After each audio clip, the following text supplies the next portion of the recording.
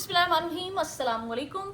आज हम बनाने जा रहे हैं जी देसी फ्रूट चाट। घर में बनाएं, घर में आपके किचन में मौजूद चीज़ों के साथ। कोई ज़्यादा चटखारेदार या कोई फैंसी टाइप के नहीं, देसी तरीके से बनाएंगे और आप यकीन करें बहुत मज़ेदार बनती है।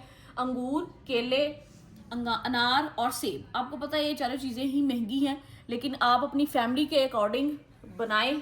मिकदार का तयन आप खुद करें।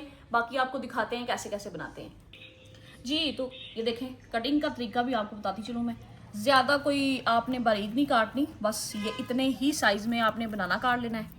आप देख लें, मैं ऐसे ही काट रही हूँ। सेब को मैंने छील के देख ले रख लिया है। आप चाहें तो छिलके समेत डाल सकते हैं, अपनी अपनी पसंद है। ये देख लें, इस तरह क्यूब्स की सूरत में आप इसकी कटिंग कर लें, बड़ी अच्छी सी। अंगूर थोड़ा बड़ा है, ये देखें माशाल्लाह से।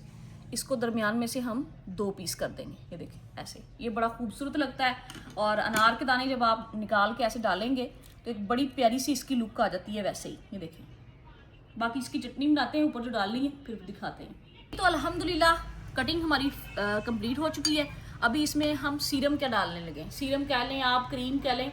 बहुत सारे घरों में क्रीम चाट बनती है, लेकिन मैं चाट बनाती हूँ देसी और फुल जायकेदार। इसमें मैंने आलू बुखारा और इमली को मैंने भिगो के रखा था, उनको मैंने मिक्सी में डाला है। थोड़ी सी चीनी, थोड़ा सा चाट मसाला, थोड़ी सी काली मिर्च और थोड़ा सा नमक, इसको डाल के मैंने इसको चक्कर दिया है। और मैंने इस हद तक इसको ग्राइंड नहीं किया कि इसकी जो घुटलियाँ हैं ना, उनके ऊपर से सारा गुद्दा जो है उतर जाए। इमली के ऊपर से आप देख रहे होंगे कि उतर गया है, लेकिन आप आलू बुखारे की घुटलियाँ वैसे ही हैं।